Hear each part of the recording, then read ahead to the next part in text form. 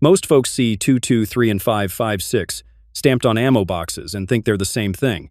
But in a real SHTF situation, getting it wrong could wreck your rifle or leave you stranded. I've run both long enough to know the differences aren't just technical trivia. They're the kind of details that decide whether your gear keeps you alive when things get ugly. This is Scott from Line 45, and today we're setting the record straight on the 223 and 556, because if you're stacking for SHTF, the little details here can make or break your setup. Before we dive in, do me a solid. Smash that subscribe, tap the bell, hit all the dang buttons down there. You don't gotta, but it keeps this train rolling and lets me crank out more of this wild gun talk for y'all. Alright, enough of that. Let's get back to it. The ammo twins that aren't really twins. Picture two boxes that look the same on the shelf. The 223 Rem and 556 NATO, but one runs hotter and expects a different throat in the barrel. That's the trap a lot of folks fall into. SAAMI 223 is spec'd lower than NATO 556, and while the numbers aren't apples to apples, as NATO and SAMI test differently, real-world takeaway is simple. 556 is generally loaded higher, and shoving it into a tight .223 chamber can spike pressure fast. Flip it around and you're fine. 223 runs safely in barrels marked 556 or 223 wild. Here's what I want you thinking about for SHTF. Reliability first, parts longevity second, accuracy once those two are squared away. Chambers matters. A 556 chamber uses a longer free bore, which gives hot ammunition a little more run-up before engraving the rifling, a safer cushion for pressure, sometimes at the cost of a hair of accuracy. A 223 chamber has a shorter free bore that can tighten groups, but it has less room for those hotter 556 loads. That's why 223 Wild became a thing. It blends the geometry to handle both safely, while keeping the precision potential people love. Ammo markings matter. Read your barrel. 223 Rem means play it safe with 223. Meanwhile, 556 NATO gives you the widest ammo menu. A 223 Wild is the flexible middle lane. For stockpiling, that decision drives everything. What you buy, how you store, and what you trust when the day goes sideways. Stick with me. Next, we'll break down pressure and safety in plain English, so you can stack the right stuff with zero guesswork. Chamber pressure and safety risks. Here's where things get dicey, and it ain't just internet talk. Pressure is the first big divider between 223 Rem and 556 NATO. On paper, 556 is spec'd hotter. SAAMI lists the 223 Rem around 55,000 psi, while NATO test procedures put 556 closer to 62,000 psi. Now, before anybody starts hollering, yes, the two standards measure pressure differently, so the exact numbers don't line up one-to-one. But the bottom line stays the same.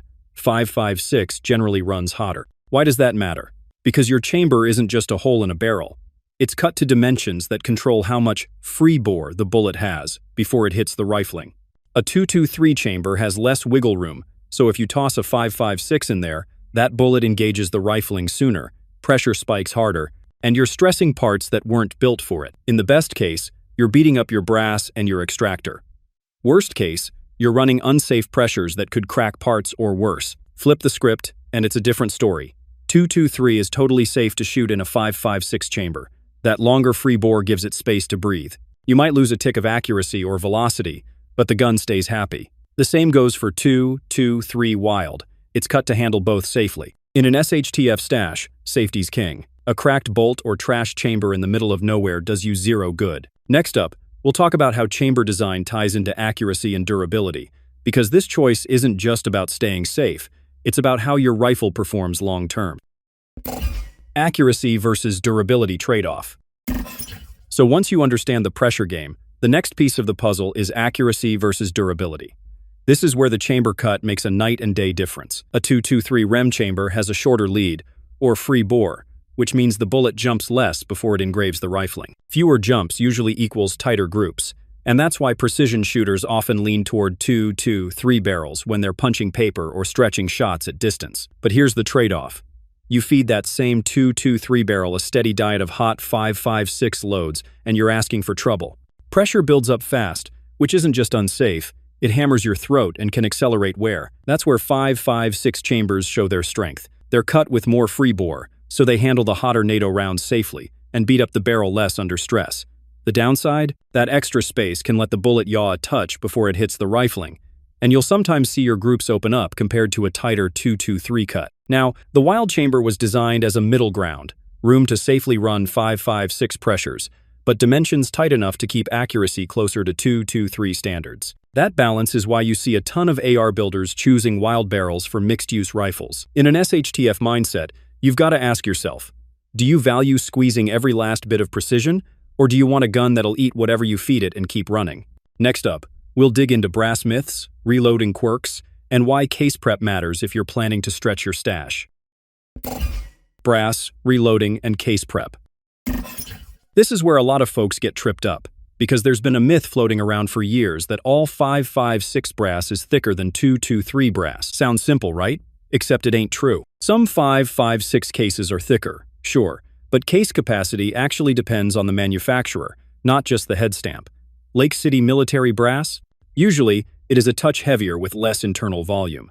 Commercial 5.56 brass from, say, Winchester or Federal, sometimes it's practically identical to 2.23 brass. That's why reloaders who know their stuff don't lump it all together. They sort brass by head stamp to keep their data consistent. And consistency is king. Less case volume plus a hot load equals higher pressure, and that's the last thing you want sneaking into your reload bench. In a survival setting, where you might not have the luxury of brand new factory ammo, sorting your brass and adjusting your load data is the difference between safe and sketchy. Then there's the primer pocket situation. A lot of 5.56 brass, especially military surplus, comes with crimped primers. That crimp has to be removed before you can seat a new primer, which means extra tools and extra time.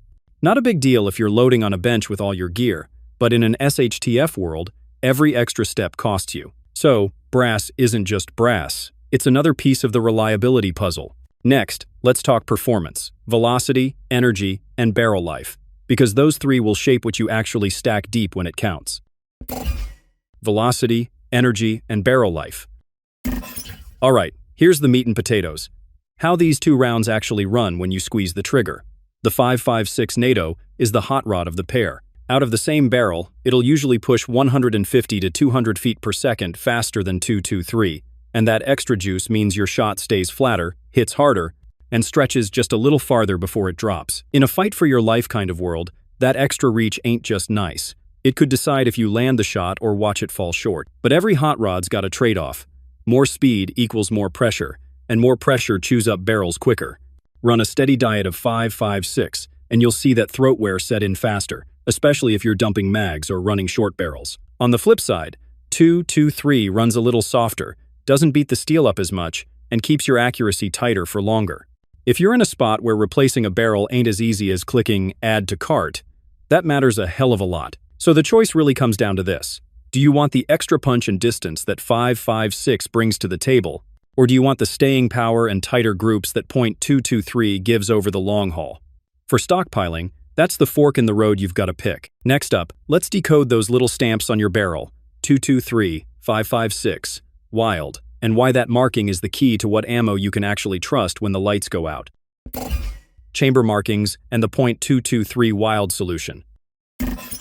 Check your barrel. Seriously, before you buy a single case of ammo, that little stamp on the steel tells you everything about what it's built to handle. If it's marked 223 rem, that chamber's cut tight. Great for accuracy, but it's not designed to eat the hotter NATO loads. You feed it 223, and it'll shoot clean all day.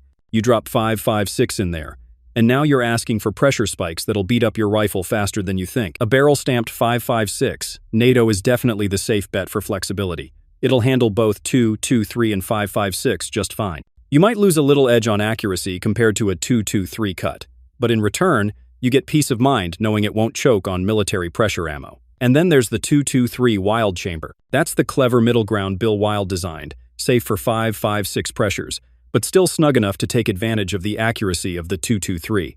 That's why builders love it. You can stack both calibers, shoot either one, and not worry about whether you grab the wrong box when the chips are down. For folks putting together a stockpile, that Wild Chamber is like an insurance policy. It buys you options. And in a world where you don't know what ammo you'll be able to get your hands on, options are worth their weight in gold. Which to stockpile?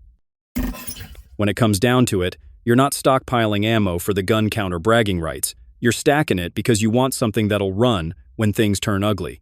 So here's the straight call. If you're the guy who cares about tight groups and keeping a barrel alive for the long haul, the 223 makes a lot of sense. It's easier on the steel, shoots smooth, and if you've got the patience to reload, you can wring out some damn fine accuracy. But if your head's on defense, mobility, and pushing rounds fast and flat, the 5.56 is the ticket.